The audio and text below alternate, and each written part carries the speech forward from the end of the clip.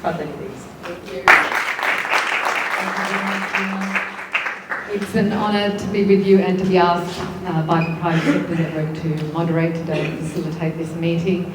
I'd like to start by introducing our two guests, Minister, His Excellency Minister Issa El Khoury and Minister Kamal Shahadi. Thank you very much for joining us today. If you would like to come up, I'm going to start with Minister El Khoury, and then we will continue after the first hour with Your Excellency Mr. Shahadi.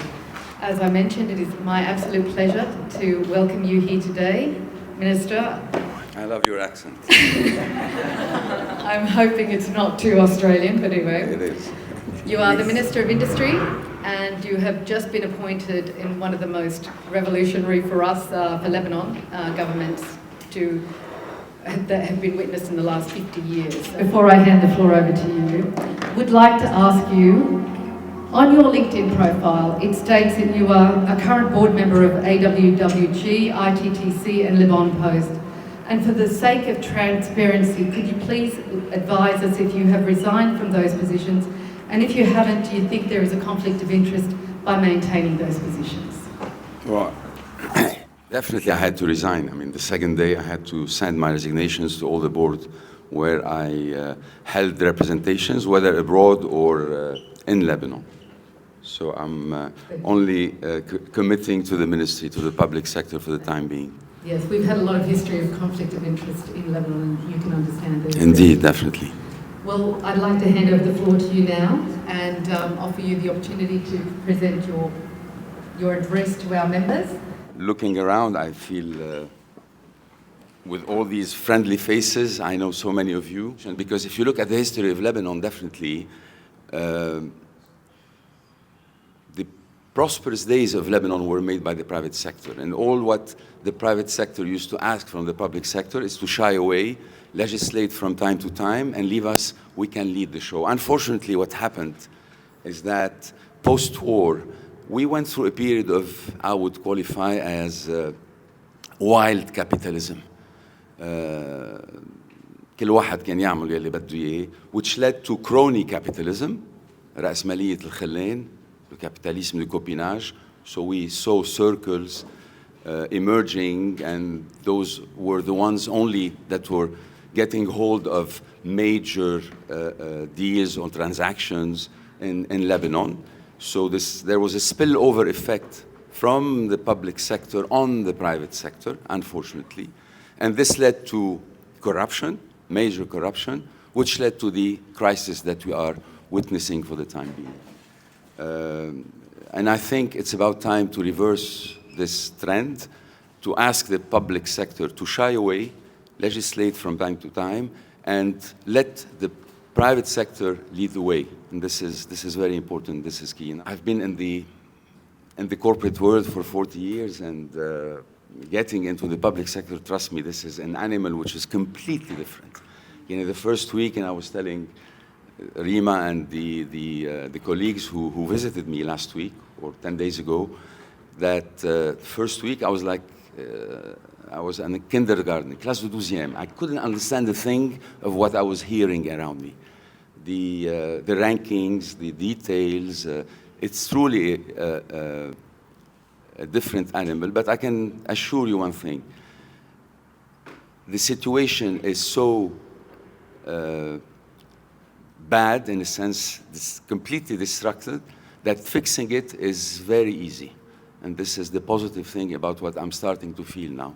And I think this would apply to many ministries and broadly to the administration. I am a minister of industry, and I think we were under the impression by the wrong conviction that, well, Lebanon cannot be industrial space. نحن بلد خدمات بس. I don't think this is true. My conviction started reversing, I would say, 7 to 10 years ago. One thing which is probably everybody knows is the fact that the largest employer in Lebanon is the industrial sector. Some people say they employ about 200,000, some would say moreover 250,000. It's not the public sector. The public sector employs 210,000 with 120 that are retired. So, and whenever there is a crisis, the hospitality business stops, unfortunately, tourism stops, however, the industrialists keep on going. So this is key for employment, and we need to preserve it. And if one has to defend or help the industrial sector, it doesn't mean that those who are in the trade or the other sectors are enemies or competitors, not at all. We need to preserve everything, and we can be. And as an example, and I take always Switzerland, I quote Switzerland, I think everybody knows that I have a project for Federal Republic of Lebanon, and Switzerland was some sort of an inspiration for us who developed this project. Because I gave a presentation at the private network a year and a half ago. And if you look at Switzerland per se, they have nothing in terms of raw material, and yet the industrial sector represents above 25% of their GDP. We in Lebanon, the industrial sector represents 10% of the GDP. So this has to change and evolve, and there are ways of changing it without necessarily a lot of capital investment. Our problems in Lebanon, the financial problem, economic problem that was triggered or blew up in 2019. It did not start in 2019, it blew up in 2019. It had started way before. The origin of our problem lies here, at the trade balance. We've been, over the last 10 or 15 years, importing close to $19 or $20 billion a year, okay? And exporting, on average, $2.5 or $3 billion a year. So we had, on average, a trade balance deficit of $15.5 to $16 billion. What does this mean? It means that every year, Lebanon needed close to $16 billion to be sent abroad to bring goods. Okay? How was this compensated? It was compensated by the remittances, Lebanese who are living abroad, who would send us money. I had a friend, Allah yarhamu, Ramzi Najjar. He always used to say, the best product that we manufacture in Lebanon and on which we put made in Lebanon, we export, are our children. I think we need to reverse this. لأنه, just for you to know, every dollar which is sent by an expat to Lebanon, there is an equivalent of about $7 or $8 that are contributed by the same person to the GDP of the country where he or she is living. So it's a trade-off. It's binary. Do we need the $1 or do we need the $8? And I think we need the $8. So we need to do our best to keep our children here and to start producing from here, okay? Remittances, services that are provided by Lebanese abroad and Lebanese companies. So we get to the current account, which has always been in deficit, unfortunately, joint with the fiscal deficit. We get what we call the twin deficit, which is an indication of why a country should devalue its currency. So historically, we've been having for 15 or 20 years a twin deficit, and yet we were getting hold of the currency, preserving it, which was the wrong policy to follow. So you add to it the FDI, the foreign direct investment that we get, about $4 or $5 billion on average, some other capital flows, and then if there is a deficit, normally you have the government issuing bonds to compensate and to reach a balance of payments. So this is how we built up year after year our debt. And this is how our debt to GDP became so big. So in order to solve this, it's not a puzzle, it's quite clear. We should start here. We should reduce the gap of minus $16 billion on a yearly basis. And it has to start today. This is key, this is important. How to do it? We need to start importing less, in order to import less, we need to start producing more goods, Lebanese goods, that would substitute, okay, on one hand. Second, we need to start boosting our exports. Because today, and I've been comparing figures, I've been doing my homework for the last 3 weeks. If we see, on average, the industrialists in Lebanon would work for between 6 and 8 hours. In the EU, the industrialists would work for, on average, 16 hours. So without any additional capital investment, by just developing the appropriate ambiance, we need to start boosting our industrial output twice as much without any capital investment, and this would boost our export. Normally, a country which is properly run should determine its economic policy, and this economic policy should be backed by a fiscal policy that should be fine-tuned by a monetary policy, by a central bank. In order to be able to determine the proper economic policy, every country has to do the analysis about what are the competitive advantages of a country. Because no country should be helping or subsidizing all the agriculture sector, or all the hospitality sector, or all the industrial sector. We should look at the sub-sectors in order to be able to see what are our competitive advantages that would help us define our economic policy. And I always repeat this example. In 2018, McKinsey was asked to do an analysis about the various sectors in Lebanon. They did a decent analysis. Most probably, no minister, no politician, very few among them in the private sector had a look at it. McKinsey said, in Lebanon, talking about the agriculture sector, in Lebanon, in the certain region of Lebanon, there is a particular soil where you can plant a particular plant, the cannabis, medicinal cannabis, that once you manufacture it or develop it in a proper way, you can export it, and then this plant can get you several hundreds of millions of dollars per year. So in our economic policy, what we should do is that we want to develop this part or this subsector, okay, of the agriculture. In this case, what the fiscal policy, yani Wizarة المال should do is that we put the framework, ITAR, where how, for those who want to invest in this particular subsector, what are the advantages that the government is prepared to give? It's not up to the central bank to give subsidies like we've been doing for the last 10 years or 15 years. It's up to the government through the Ministry of Finance to provide subsidies. So we say, okay, fine, all those who invest in this, we will not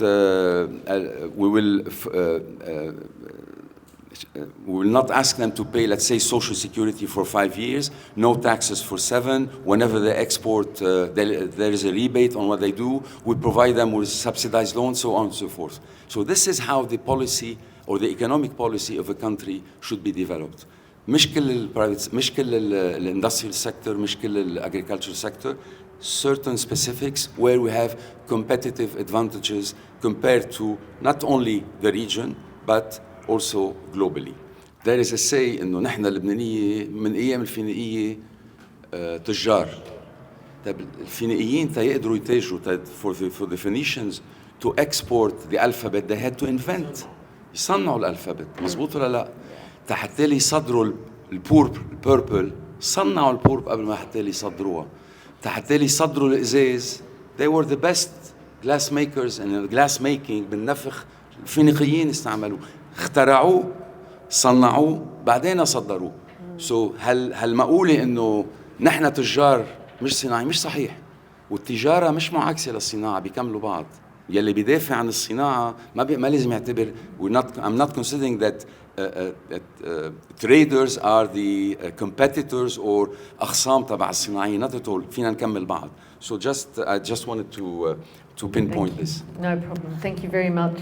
And You're very strict, Daisy. Well, we have a time limit and people will get no questions yet. his microphone? Sorry. Yeah, I have a question. Not yet. My turn first. Yes, we just want to keep it flowing, but obviously I could sit here and talk to you for hours based on just what you've said, and there are very good points there, but I want to address a few broader topics. Tackling industrial barriers and competitiveness. Despite Lebanon's recent economic crisis and collapse of the financial system, Lebanon's manufacturing sector has shown remarkable resilience despite challenges like high energy costs, lack of financing, bureaucratic hurdles, and unfair market competition. What immediate and long-term measures is your ministry looking at implementing to reduce these obstacles and create a fairer, more competitive environment for law-abiding industries and businesses? Look, the first meeting I had it with the Association of Lebanese Industrialists. I mean, the next day after I took hold of this ministry, and we had an interesting exchange, and they presented me with a list of things that that one has to be working on. There are so many things, and many people would know about it. I'm not going to repeat them. I'm going to share with you actually about the four workshops I've kick-started. The first one, luckily I had the ex-booze people, the strategy and people who are helping me. We're putting in place the strategy of industrialization for Lebanon, and that would actually imply how the structure, the org chart of the ministry should be. Because one thing to keep in mind, not all the administration in Lebanon, whether ministries or public administration, has been conceived in the 50s and 60s, أيام فؤاد شهاب. So the corporate world has evolved in so many ways. Agility, segregation between the chairman and the CEO, COO, everything has changed in the corporate world, and yet our public sector in Lebanon has remained the same. So we need to truly reorganize, and each minister will have the task of proposing how his or her ministry is going to be. So I'm getting help from the strategy end on this. The second chantier has to do with the digitalization of the ministry, and this is key. Probably you heard and you know that this ministry in particular, the corruption there was tremendous. Keep in mind, there is no money flow within the administration, within the ministries, because every time a corporate or a citizen has a transaction or a permit to get with a certain ministry, the payment does not take place in the ministry. The payment goes directly to the Ministry of Finance. The issue is the interface between the employees of the ministry and the private sector. This is where the corruption stands. And so once we digitalize, and this is a process I started, I received 4 days ago the RFP. I got, where is Paul? Paul Tau. I got your friends, Eurisco Mobility, other talks also, who prepared an RFP. I'm launching, hopefully, in the coming week or so, a bid to ask companies to come and digitalize, not digitize, digitalize, i.e. not only have the data put in digital, but two parts. One is the interface with the industrialist, i.e. all the permits, the licenses will be applied online, okay? They don't have to come anymore. Second, and which is very important also, the workflow, the internal workflow of the ministry. So we know that if a paper reached Joe, this paper should not stay for more than 48 hours. If it stays for more, there is a signal which is gone, so it had to move to Daisy and so on and so forth. So, and the third is definitely digitization of the data. So this is the second workshop that I've kickstarted. The third one has to do with the mapping of the, and this is something I'd like to share with you also, the mapping of the المسح الصناعي, mapping of the industry. Why? Because at the ministry currently, There are close to 7,000 factories or industries that are registered. Actually, from what I've been reading and knowing, in Lebanon there are between 15,000 and 18,000 factories. Most of them are small, يعني لحام وواحد عنده منشرة صغيرة, 4 or 5 employees or laborers. And many of these, and we're talking about 80 or 85%, are within residential areas. And they cause environmental and hazardous risks, security risks. So, and the plans that have been put in place for the Ministry of Industry so far are what I've been seeing, proposals coming from the Europeans mostly, is to have like 2 or 3 major special economic zones, one in بالقاع والثانية بالجنوب. But if we do one in a remote area, we cannot expect these small industrialists to go and move to remote areas. So for me is to do a mapping with geophysical locations in order to be able to identify the small ones where they are, and to go to municipalities. I'll take an example, حراجل, منطقة حراجل, let's say, حواليها في 150 أو 200 معمل صغير.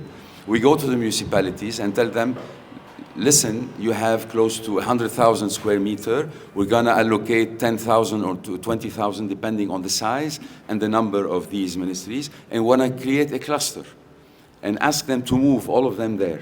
1, we secure and liberate the residential areas.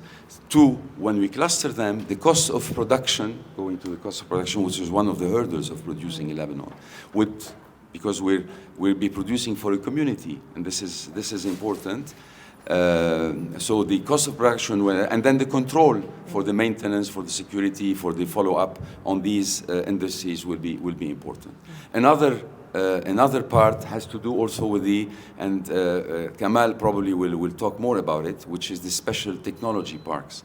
And Kamal and I have been joining forces on this, because the technology part has 2 aspects. Mostly pure technology, which is under the umbrella of Kamal, and there is some which is related to the industrial technology, like the Humal Technology Park, where they manufacture components that they sell to the US.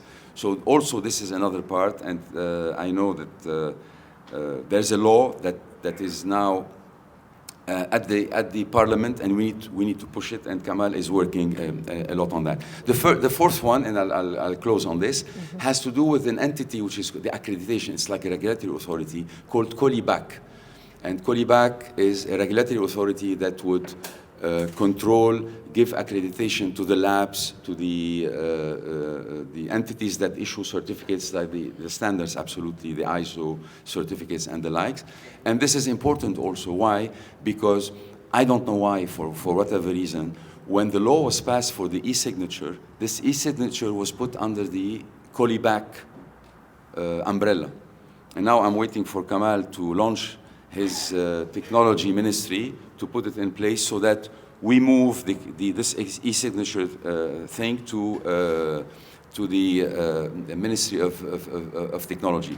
But why is this important? Once we launch it, today there are some ministries that have digitized or digitalized the process. However, when it comes to payment for the e-signature for individuals or corporate is okay. However, with the government, this e-signature has to be triggered and launched. So once we trigger this e-signature under the umbrella of Colibac, then automatically all those who are doing deals or relating to the government or want to do payment with the government, they don't need to go anymore to OMT or Liban Post. To the contrary, they can do it online. So this is very important. It would help the citizens improve their life. So this Thank is you. Yes, you answered a couple of other questions in all of that. So I appreciate that. What I want to talk about now is the impact that regional destabilization will have on economic growth for Lebanon. Following the war on Gaza by Israel and the war on Lebanon by Israel, the collapse of the Assad regime in Syria and tensions generally in the Middle East, how do you see these factors impacting Lebanon's economic growth and the ability to build relationships and trade ties with others in the region? I mean, contrary to what many would think, I think the problems issue is starting to become behind us. Whatever was happening in Syria, whatever has been happening in Gaza with the Israelis,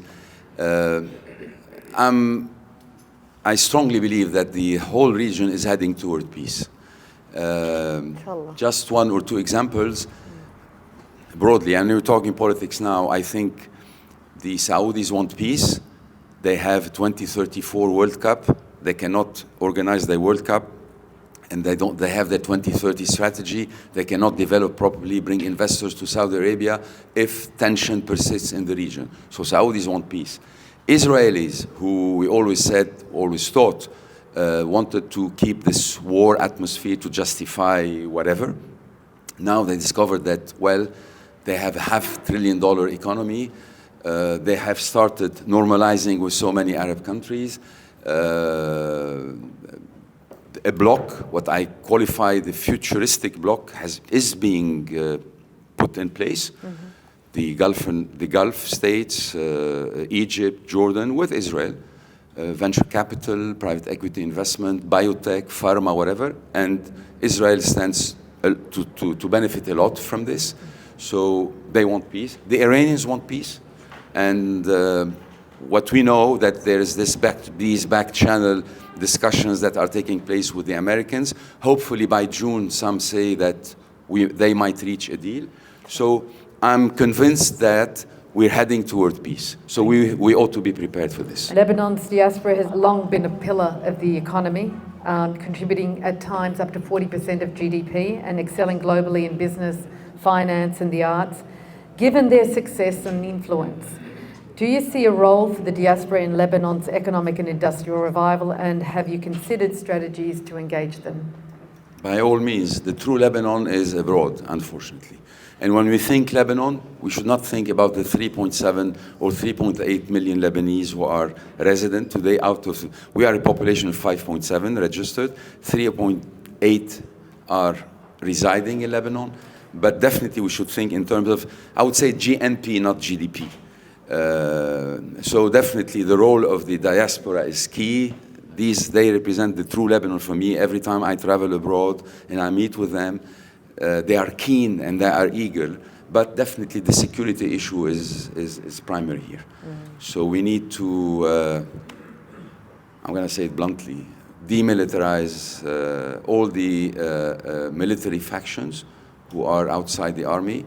It's about time to have one single army holding the arms in this country, okay? So that, because we cannot grow.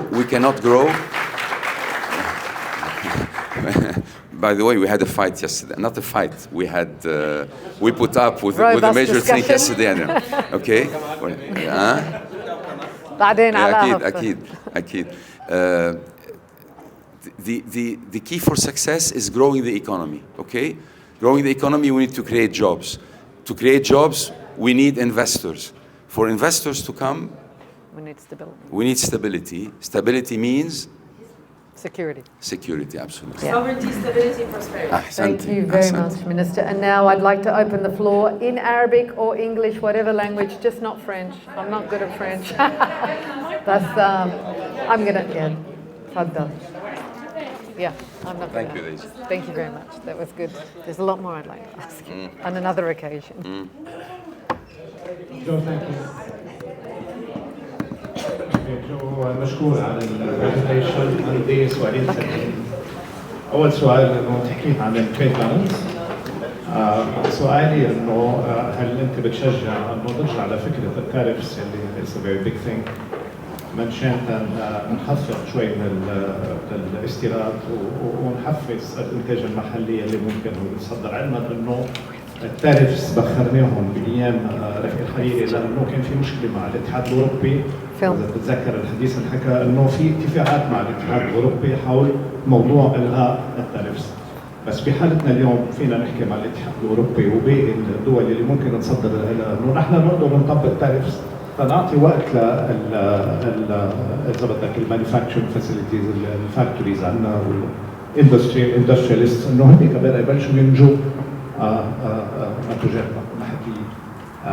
So let's say 3-4 years bridging وين عندنا tariffs عاليين وهن بيقدروا يبلشوا يستصدروا ويشتغلوا لانه عندهم سوق محلي. هذا اول سؤال. سؤال ثاني سريعا، قلت انه things are so bad that they are easy to fix. And in a few words, maybe you can elaborate on that, because I think that would apply to every single ministry. Yeah, on the first topic, you're reading my mind, definitely. One of the things that actually I have a meeting next week. I'm forming a small team of advisors, and actually one of them will be with the Association of Lebanese Industrialists, and I know it's going to be led by Paul. Where is Paul Abi Nasser? Hey, Paul. Yeah, he's key. He's a key guy in this. And so definitely one of the things and important things is to review all these trade agreements that we have. The trend today, I have a theory, we are coming to the end of globalization in the world. And this is being witnessed by, Make America Great Again, the Brexit, the radical parties that are emerging, particularly in Europe, because globalization brought centrism to the world, and globalization unfortunately failed. Can I elaborate a little bit on this topic? What was the purpose of globalization? The Western world promised their citizens we want to keep the cost of production low so that you will have a good standard of living. We're going to be moving a lot of these productions to the third world countries, mostly Asia and what became afterwards BRICS and BRICS plus, whatever. So we're going to be moving them, and we're going to substitute these losses of jobs by higher value jobs that we're going to create for you. The first part took place. And you see that a lot of the Asian countries, the middle class evolved, developed a lot. The second part did not take place properly. And we've been witnessing, particularly in Europe, what we call la demonetization. In what sense? If you go back 20 or 30 years in France, a doctor 30 years ago in France would have probably 4 or 5 children. He could afford to send them to private schools, private universities, have maisons de campagne, and so on and so forth. Today, you have about 35% of doctors in France who could not meet their end of month expenses. Yes, end of month expenses. So this is why there is a rejection of globalization and patriotism, not to say nationalism, happening. So yes. To go back to your question, I fully agree with you. We need to ask for grace periods. We need to review, not necessarily on a global basis. We import from Europe on average for $10 billion a year. We export to Europe on average for 700, 800 million only a year. This is insane. So we need to be sending them $2 or $3 billion. So this is on the first one. The second one had to do, I'm sorry, I forgot. Everything was so bad. Yeah, I give you an example. In the ministry, Malek, this ministry should be housing 220 employees. We're at 74, 75. One example. في واحد عم بسأل, because I was checking the org chart, and I was saying, man, this entity or this department should be here, not there. And I was asking, what does this lady do? She's in charge of Instagram, and this one, Facebook. It's easy to solve this. So hopefully now, with the study that Strategy N are helping me develop, we'll see how the structure of the ministry will be. Thank you. Okay. But unfortunately, and close on this, I'm going to use the exportable ones left. The good ones left. Those who could sell themselves either to the private sector or leave the country, they left. So here we have a hiccup. Finding quality employees. Yeah. معالي الوزير يعطيك العافية. أنا بشتغل بالtransportation, just for you to know, in terms of transportation and logistics. There is a big concern بموضوع لما بدنا نقوم اندستري لنقدر نصدر لبرا. مشكلتنا بلبنان اي بليف انه صار لنا فتره عايشينها انه نحن الوزارات كثير مشبكه ببعضها. يعني نجي بدنا نشتغل شغله بنلاقي حالنا علقنا بوزاره ثانيه، نخلص من الوزاره الثانيه بنلاقي انه في ذنب صغير رايح على الوزاره الثالثه بدنا نرجع نحل المشكله. صحيح. مشكلتنا كثير كبيره اليوم يلي عم بقدر اشوفها انا كل يوم بمشاكل الاندستري هي when we're exporting and when we're importing عندك مشكل انه في كنترول رهيب من الميدل ايست من سي ام سي جي ام سكينينج اس الايف او كل الاندستري او كل العالم اللي عم تعمل اكسبورت ليروح يعمل انفستمنت 20 مليار دولار بامريكا. سو هذا الشيء بتخيل لازم يبلش ينعمل عليه كنترول، بتخيل انه لازم ينشاف كيف ممكن ينعمل اوبن سكاي بلبنان لنقدر نعطي هالسوليوشنز للي بيشتغلوا للصناعيين بلبنان ليقدروا يعملوا اكسبورت. هذا رقم واحد. رقم اثنين it's becoming essential انه نحن نوعى على شيء اسمه industrial free zone ويبلش يصير عندنا فري زونز لنقدر تجيب الرو ماتيريالز من برا تفوت على الفري زون يشتغلوا فيها كثير على السريع لنطلع من كل المجزره اللي بنقطع فيها لنقطع عبر الجمارك وعبر وزاره الماليه وعبر المشاكل اللي كنا عم نقطعوا فيها. اتس اسينشال انه نشوفهم نبلش نشتغل عليهم قبل ما نشوف كيف بدنا نقوي ونطور الاندستري بلبنان. اخر نقطه كنت عايش بتونس، الدوله كانت تعمل سبسيدايزيشن على الاكسبورتس لتقدر تشجع العالم اللي بيصنعوا والعالم اللي بيشتغلوا بالزراعه. نحن اليوم بلبنان اذا قادرين ننظم هذا الموضوع ما يصير عمليات ضرب كم يمين وشمال، بتخيل that will support and that will give us a leverage انه نكون عم ندفع مصاري اقل بكثير من الامبورتس اللي عم ندفع عليها مصاري ونحولها لبرا. ثانك يو. باول موضوع اللي حكيته مذكور بالبنود يلي ناقشتها مع جمعيه الصناعيين يلي طلبوها مني، ونحن بطور انه نعمل لجان مع هودي الوزارات المعنيه بهذا الموضوع حتى نسهل الموضوع. قصه الجمارك قصه مثلا بدي اعطي مثل، انعطت رخصه من 3 ايام لحدا تيصدر شغله، رجع على الوزاره امبارح تيقول عم يرفضوا الجمارك يعملوا اياها ما بدهم for whatever reason. اوكي بس معك حق. عفوا ايه ابسولوتلي دونك هيدي شغله اساسيه ومعك حق فيها. بموضوع اندستريال فري زونز انا ذكرت جزء من له علاقه بالمسح الصناعي، هو نعمل ميني قلت لك ميني فري زونز، بس ديفنتلي ات ذا سيم تايم هلا بطرابلس في عندك 500,000 او 600,000 متر مردومين وبعد ما حدا استعملهم. يلي عم تحكي فيه هو شغله كثير اساسيه. وبكره لمن مطار القلايعات رح ينفتح باي ديفولت لازم يكون في عندنا حاجه اذا يكون في عندنا حدا كمان هونيك فري زونز زراعيه وصناعيه. بموضوع تونس ذكرتني بشغله، بتعرفوا انه تونس اليوم اذا هب لتصنيع الالبسه، ما عندهم رو ماتيريال انت يعملوا الالبسه. طيب كيف عم يعملوها هيدي؟ نحن لازم نفكر كيف نجحوا انه يجيبوا الاوروبيين حتى يستثمروا عندهم حتى تصير، لانه انا I used to sit you mentioned AWWG عظيم. This is another هلا بقول لك AWWG هي it's a holding company that owns 3 brands. واحدة منهم اسمها فاسونابل، الثانية اسمها حكت لندن، والثالثة بيبي جينز. اوكي and I used to sit on the board. ونحن نقلنا هيدي AW نقلت من آسيا راحت على تونس. و I was wondering ليش ما بتيجوا على لبنان؟ So definitely بنرجع للسكيورتي ايشو يلي هو اساسي بهذا الموضوع. So definitely what you raised is are clear things for me. يعني هودي رح نسعى لحتى نحلهم. Next. Your Excellency, thank you for this. بس قولوا لي شو اسمكم بس. Yes. I'm Ricardo Khoury. I'm a first generation Lebanese entrepreneur and I'm a friend of Paul. السؤال اللي لك light industries. نحن اليوم في عنا كثير أعمار بلبنان مشغولين عنه، دمر جزء كبير من لبنان بهالحد الأخير. وفي أعمار بعد أكبر بينعمل بسوريا مجاوبة لنا اللي لبنان عانى كثير من مشاكلها اقتصاديا. هودي اللايت اندستريز فيهم يكونوا اشياء بسيطه، ما نخترع البوابه، يعني فينا نجمع بلبنان مواد تخدم لاعاده الاعمار. تايوان بلشت بالتجديد وبالتجميع، والصين بلشت بالتجديد والتجميع، واليوم صاروا اكبر مصنعين بالعالم بيخترعوا ابتكارات تطلع من عندهم. بس هيدي بدها سرعة.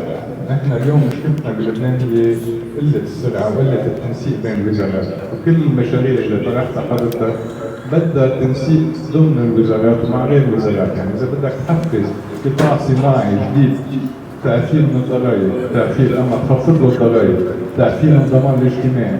هل الضمان الاجتماعي أنت قادر تسيطر عليه كوزير صناعة؟ هل قادر تأثر عليه مشان يتجاوب معك ونقدر فعلا بهالسرعة نفكر نحن كاقتصاديين وكرجال ونساء أعمال بلبنان نغير البزنس موديل تبعنا من بس تريدينج وامبورت ونقلب الميزان التجاري للصناعة الداخلية بسرعة ونلبي السوق المحلي والسوق الاستثماري. رح اقول لك انا اول عملت بوست كتبت made by Lebanon لانه بعتبر انه لازم نغير المنهج التفكير تبعنا ونصير نقول نحن كلنا مساهمين بانتاج اي انتاج بنبعته لبرا او بنصنعه. دونك بس اطلع نكون قاعدين على مجلس وزراء وبتطلع حوالي، فيني اكد لك ما رح اقول 100% بس 90% من اللي قاعدين جماعه امبيكابل، عندهم فيري جود باك جراوند واثيكلي امبيكابل، وكلهم جايين بحسهم مع نفس النفسيه ان احنا بدنا نجي تحت تالي نطلق الاقتصاد يلي موجود عندنا بلبنان. شغله ثانيه ممكن تساعد، لانه سؤالك كثير وجيه بديهي، انه لأننا بنعرف بعض. يعني أنا بعرف تقريباً ميزابار أنا وكمال فيري أولد فريندز، بس إنه بعرف تقريباً على ال 24 15 أو 16 منهم. دونك العلاقة معهم هينة تحت تالي نقدر نتواصل ونقول لازم نساعد بعض بهذا الموضوع. وهيدي بتنطبق مش بس علي أو على كمال، بتنطبق على كثير من المجموعات اللي موجودين. So I think بهالأنجل الأشياء أحسن بكثير من الأول. في استراتيجية وطنية، يعني أمسار أطلقت الاستراتيجية الوطنية للديجيتاليزيشن، فاللي انحكى واللي كان عم ينعطى كومنتس حضرتك أنت وعم تحكي إنه كل وزارة، وشفناها بوزارة الاقتصاد مع كل محبة لوزارة الاقتصاد والمدير العام ما رح نفوت بالمجاملات، اللي انشغل مع UNDP وهلا مع وزارة الصناعة 16 سيرفيس إلكتروني، بس إذا بدنا نضل نقول كان في مكانزي، بس حاليا في استراتيجية وطنية if not aligned، إذا مش كل الوزارات aligned by one strategy ما عندنا سكة ترين ماشيين عليها. حضرات بقولوا الوقت قصير، اليد بصيرة واليد كثير قصيرة والوقت كثير أقصر. إذا ما نحط استراتيجية لكل الوزارات وتكون aligned مع استراتيجية واحدة، والمدراء العامين حضرتك عم تحكي انه we have a very big concern، ويمكن انا ووسام التمسناها قريبا بوزارتك، ما في تنسيق بكل قطاع. عم نحكي عن bilateral trade agreements، ما في وزارة الخارجية، عم نحكي عن الاجرو فود، عم في وزارة الزراعة. اذا هالمدراء العامين اللي حضراتكم حتمشوا رح يبقوا هن ما عم بيصير في تطبيق لقرار، وفي قرار انه لازم يجتمعوا دوريا 3 مرات بالسنه، اذا ما عم يجتمعوا لتطبيق هالاستراتيجيه كارثه. اذا كل وزاره عم نرجع نفوت مثل ما عم بيقول زميلي قبلي تطبيق ما بعرف 6 سيرفيسز منهم مشبوكين ببعضنا للتصدير، لنحكي عن الانهانسمنت اوف اكسبورت اور امبورت سبستيوشن، جانا فتنا بذات المشكله. ثانك يو ماي. حكيتك الكل اللي حكيته لحضرتك، انا بس سؤالي كيف بدنا نمولهم؟ المسح الصناعي من ايام الله يرحمه بيير جميل كان اخر وزير عمل مسح صناعي. تفضل. حضرتك كيف بدك تمولهم؟ ثانك يو. ثانك يو ماي. تفضل. نو بموضوع التمويل انا اوريدي حكي مع 2 ايجنسيز واثنيناتهم مستعدين انه يمولون بموضوع حتى ديجيتاليزيشن وهلم جرا. بموضوع المدراء العامين، اللجان يلي حكيت عنها يلي بدنا نعملها مع الوزارات الثانيه دفنتي رح يكونوا المدراء العامين الموجودين. هذه مش شغله الوزير، هذه شغله المدير العام انه هو يلاحق هذا الموضوع، ومعك كل الحق. المدراء العامين لازم ينسقوا بين بعض، بيبقوا يعرفوا بعض ويساعدوا بعض. معك حق.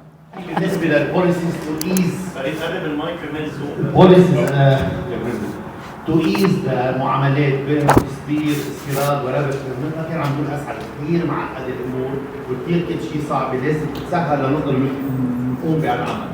ثاني سؤال، عندنا مشاكل يلي عبر هال5 سنين الاخيرين من ضمان لامريكي لكل هالفوضى الحسابات، هيدي لازم نلاقي لها حل جذري مش حل نفوت فيه بيعقد اكثر وبتيجي على حساب الصناعه الموجوده حاليا، يعني بيجي واحد يطلع جديد ما عنده المشاكل، بياكل اللي كان قاعد وعايش كل هالايام الصعبه.